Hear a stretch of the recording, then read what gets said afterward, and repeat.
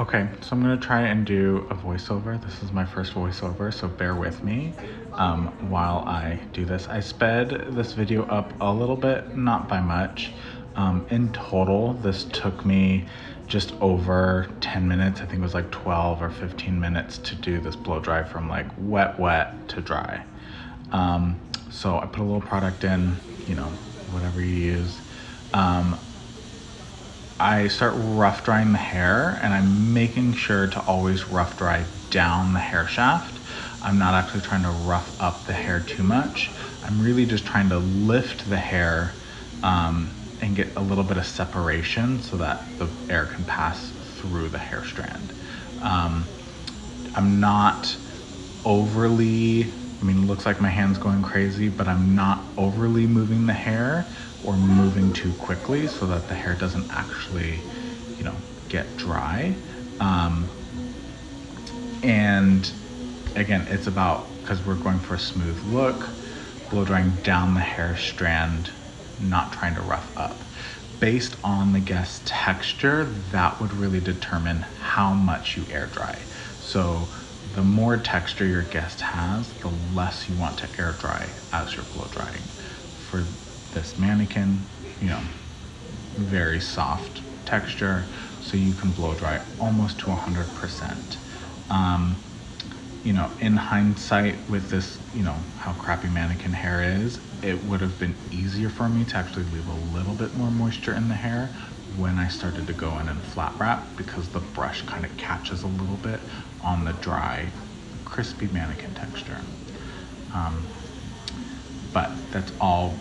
How much you rough dry is really dependent on your guest texture. For a guest that has more curl, if you rough dry, it's going to be harder to actually stretch out that curl.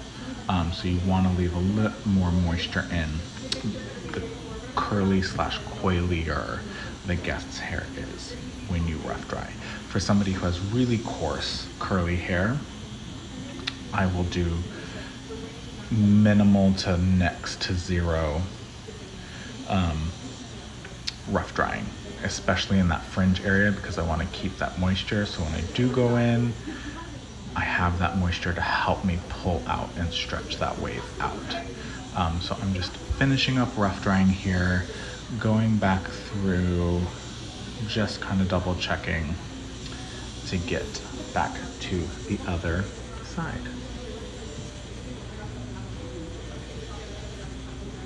And I'm standing in the way here. That's fun. Okay, so now I'm about to grab my brush and I'm gonna do a little bit of flat wrapping or wrap drying. So I wrap dry only on half of the head at the time. So I'm gonna wrap this half of the head back and then I'm gonna stop wrap drying at the center back of the head. The wrap drying is really to kind of start to stretch the hair, start the smoothing process, but I'm not expecting a whole lot of finishing or polishing from the wrap dry. It's really just to tessellate all the hair strands so that when I go on to the next step, I can pull through it smoother. Okay, so now I'm about to start leafing. So I'm gonna take my brush with a concentrator now, and I'm gonna take diagonal back sections for my leaf. Leafing work is this right here, where you kind of go in parallel to get some tension. Notice how I'm holding the rest of the hair in my pinky in my blow dryer hand so that I'm not having to use a clip. When you use a clip, it means you have to stop, take out that clip, section, clip hair, and that just takes more time. So really here, I'm using the brush to keep my hair nice and organized, and I'm taking those diagonal back rounded sections. And I would do that whether she has long layers or even a bob. I just find that diagonal back is the easiest for flow. Going all the way down to the nape, I like to have my guests look down a little bit to reach that nape.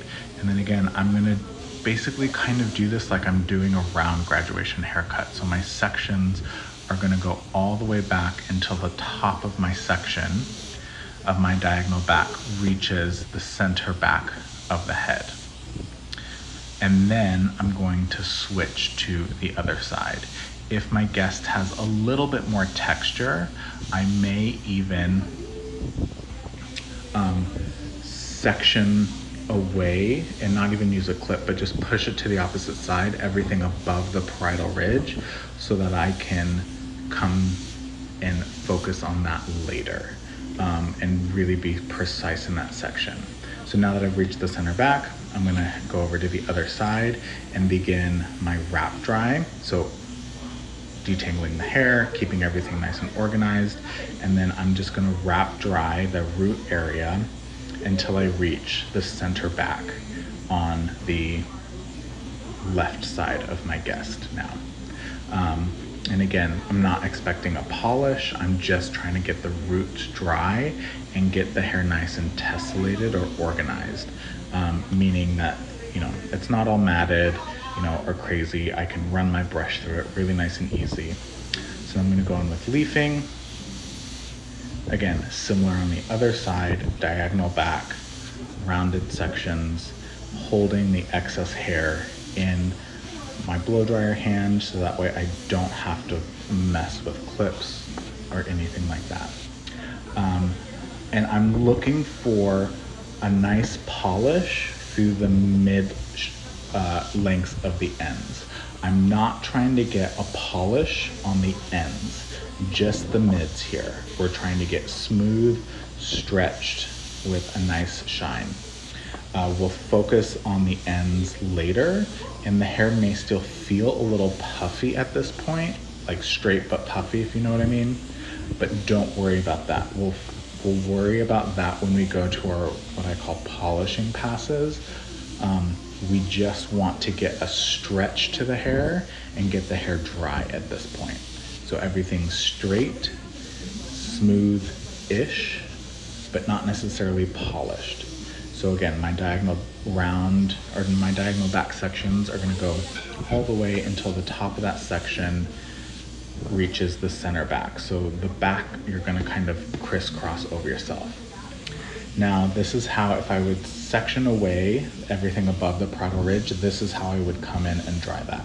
So I'm gonna have my guest look down, and then I'm going to crisscross wrap all that root area, and then go in and leaf, making sure that we get all of that root nice and straight.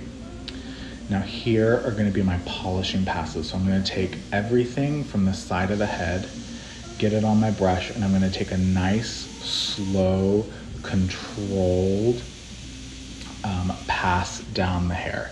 This is what's gonna give you that kind of flat iron finish. Because you're getting a lot of hair on the brush, you're getting a lot of tension and a lot of compression. So it's not necessarily about just getting the hair dry, but also getting that compression to get that flat iron finish. So now I'm taking the top, so everything from the back of the crown above the parietal ridge is coming forward onto that brush, and I'm going to do some nice controlled passes. And then I'm going to the opposite side, again pulling everything in a forward kind of rounded position so we get a nice soft natural bevel out of the hair, using the soft round of my Aveda paddle brush to create that bevel as well, so the ends don't have that broomstick like appearance.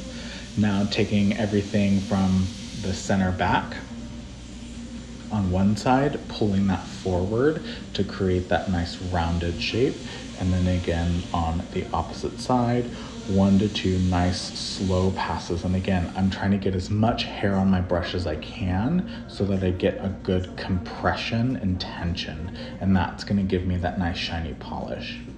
Now I'm just going in with 2 pumps of the Nutriplenish serum just to kind of polish the ends, and then I always like to rough it up just to kind of soften everything so it doesn't feel too stiff. It feels like it has a little bit of natural movement. It's just kind of my personal habit. But there we go. That is my salon quick wrap dry that I do on more than half of my guests.